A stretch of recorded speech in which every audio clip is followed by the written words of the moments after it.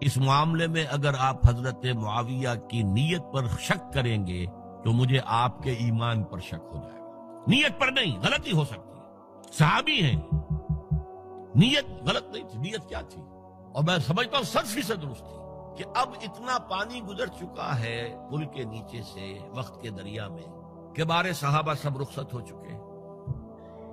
اب اکثریت 9 مسلموں کی ہے، عصبیتیں بھی ہیں، قبائلی عصبیتیں ختم تو نہیں ہوئی.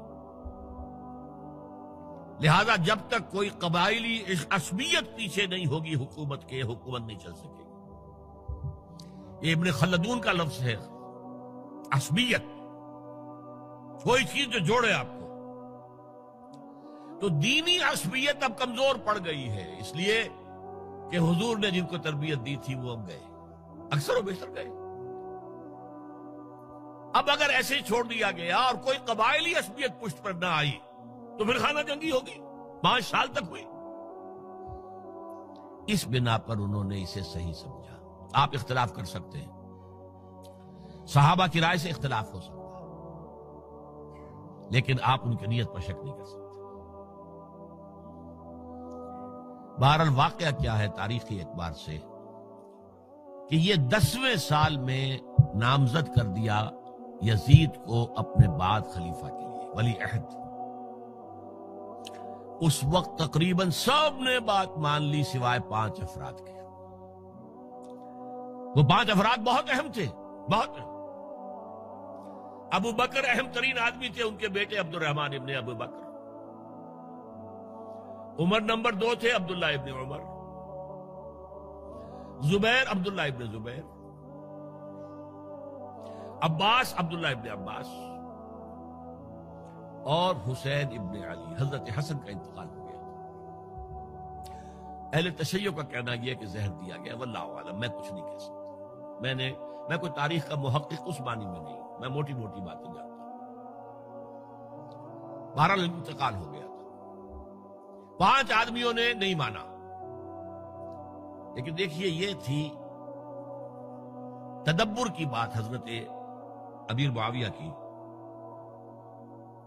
کوئی دباؤ نہیں ڈالا، کوئی جبر نہیں کیا، کوئی کسی کو نقصان نہیں پہنچایا کہ نہیں مان رہے تو یہ کر دیں. نہیں، دیکھیں گے جب وقت آئے گا.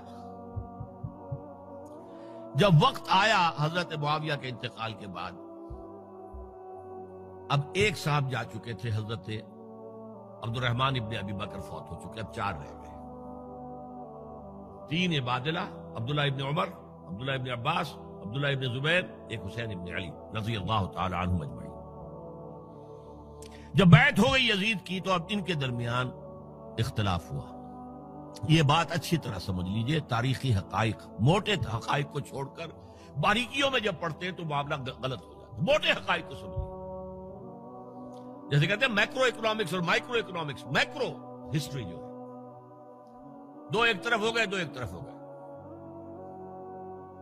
عبداللہ ابن عباس کی رائے ہوئی کہ اگرچہ یہ غلط کام ہوا ہے، یہ قیصر و کسریٰ کی سنت پر عمل ہو رہا ہے، لیکن یہ ایسی بڑی بات نہیں ہے کہ خوریزی شروع کر دی جائے اور امن و امان ختم ہو جائے. یہی بات عبداللہ ابن عمر کی ہو گئی. یہ 2 تو ایک یکجا ہو گئے. مصلحت کہہ لیں، جو بھی سمجھے، لیکن نیت پر حملہ نہیں کر سکیں گے آپ. دیانتاً انہوں نے یہ سمجھا کہ اب جب کہ ہو گیا معاملہ تو ٹھیک ہے. حرام مطلق تو کہیں نہیں لکھا ہوا قرآن کے اندر کہ بیٹا نہیں ہو سکتا، کہیں نہیں لکھا ہوا.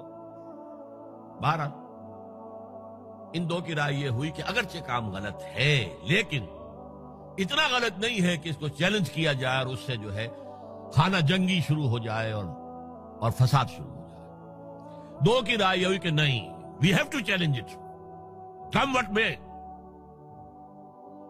عبداللہ ابن زبیر، حسین ابن علی رضی اللہ تعالی عنہما یا عنہم. تو یہ 2 علیحدہ. ان 2 میں اب اختلاف ہوا. عبداللہ ابن زبیر کی رائے یہ تھی کہ یہی مقیم رہو مکے میں، حجاز میں، مکے اور مدینے میں، یہاں سے ریزسٹنس موومنٹ ہم شروع کریں گے، کیونکہ یزید کی خلافت تو دمشق میں تھی، بہت دور. حضرت حسین کو خطوط آ رہے تھے کوفے سے.